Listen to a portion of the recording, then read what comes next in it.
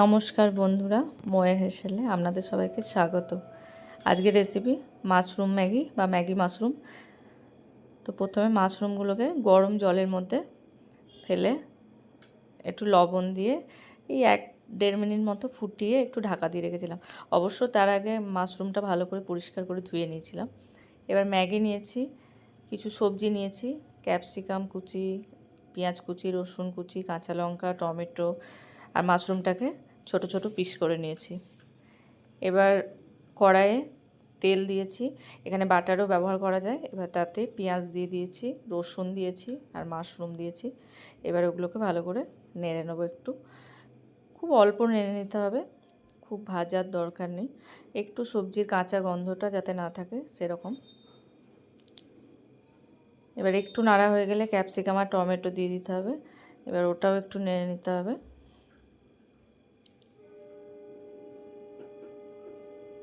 Maggi তো 2 মিনিটেই বানানো যায়, তো ম্যাগির টেস্টটাকে একটু অন্যরকম করা এবং একটু সবজি দেওয়া। বাচ্চাদের এমনি তো সবজি খেতে চায় না।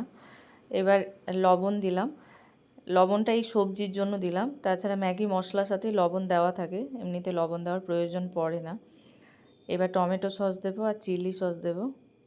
এবার সসগুলো দিয়ে একটু নেড়ে নেব, অল্প কিছুক্ষণ নাড়ব। তারপর শেজওয়ান সস দেবো। শেজওয়ান সসটা দিলে টেস্টটা একদম অন্যরকম হয়ে যাবে, খুব ভালো লাগবে খেতে, খুব মুখরোচক হবে। এরকমভাবে ম্যাগি বানিয়ে দেখবেন, খুব ভালো লাগবে। এবার সব সসগুলো দিয়ে একটু নেড়ে নেব, তারপর জল দিয়ে দেব। জলটা আগে থেকে গরম করে রেখেছিলাম, সেই জলটাই দিয়ে দেব।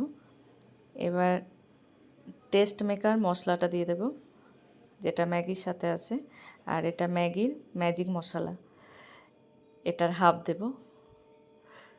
এবার মশলাগুলো ভালো করে নেড়ে নেব। জলটা আগে থেকে গরমই ছিল, তাই এবার ম্যাগিগুলো দিয়ে দেবো। ম্যাগির পরিমাণটা যেরকম নেওয়া হবে মশলা সেরকমভাবে দিতে হবে। আর মশলাতে তো লবণ থাকেই, তাই আর লবণ দেওয়ার প্রয়োজন নেই। শুধু সবজির জন্য যেটুকু প্রয়োজন ওটুকু লবণই দিয়েছি আমি।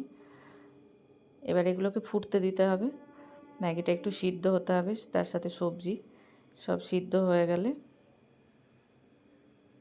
ম্যাগি একদম হয়ে যাবে। তবে ম্যাগিটা যেরকম খাবেন, মানে একটু যদি স্যুপ রাখতে চান তাহলে সেরকমভাবে গ্রেভিটা রাখবেন, বা একদম ড্রাই করে নিতে পারেন। তো আমার মেয়ে তো একদম ড্রাই ভালোবাসে, তাই ওরকমই করেছি আমি।